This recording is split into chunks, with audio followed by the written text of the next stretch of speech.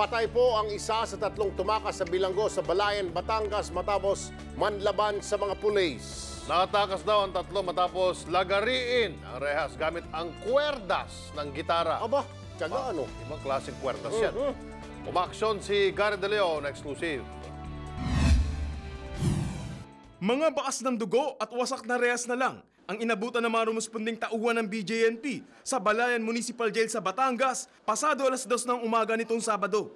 3 presong may kasong karnaping, drugs at robbery ang tumakas. Kinilala mga ito na sina Aji Mendoza, Marvin Seralbo at Jesse Pega. Nilagari raw ng tatlo ang rehas ng selda gamit ang kwerdas ng gitara.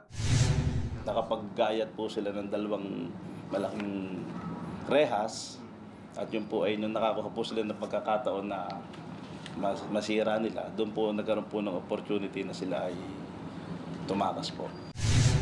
Nakuha rin ng leader ng grupo na si Mendoza ang 9mm na baril ng gwardyang si SJO1 Leonardo De Castro na naiwan nito sa tulugan. Naharang pa ang tatlo sa ikalawang gate ng piitan. Pero nagawa pa rin ng mga ito na makatakas matapos barilin si SJO1 De Castro. Kinaladkad pa ng tatlo ang naghihingalong si De Castro hanggang sa main gate ng piitan kung saan ito tuluyang nasawi. Sunod namang nakasalubong ng tatlo ang rumusponding pulis na si PO3 Roderick Botabara. Binaril din siya ni Mendoza bago tuluyang tumakas.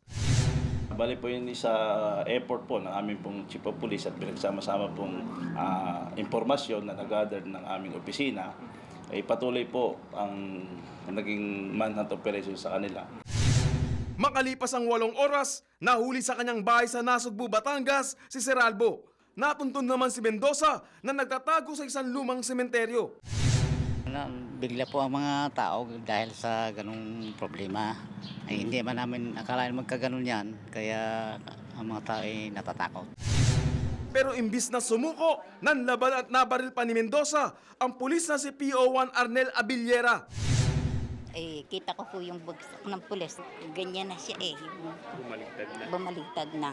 Kumuha na hong ambulansya yata yung kumuha. Gumanti ng putok ang mga pulis at tinama sa tagiliran si Mendoza na ikinasawi nito. Pasado alas 10 ng gabi naman, nang mahuli sa kanyang bahay sa Nasugbu, Batangas, si Pega.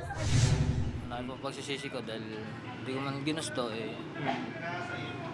tagatanggapin ko na lang po ko ng kapurusahan na iuukol sa akin ng BJMP at saka ng PNP. Agad namang nirilib ang hepe ng BJMP Balayan at lahat ng gwardya ng municipal jail dahil sa nangyari. Sa ngayon, critical pa rin ang dalawang pulis na nabaril ng mga pugante. Naharap naman sa dagdag na kasong murder at frustrated murder, sina Seralbo at Pega. Umaaksyon, Gary De Leon, News 5. Be sure to come back. Use 5 everywhere. Copyright 2016.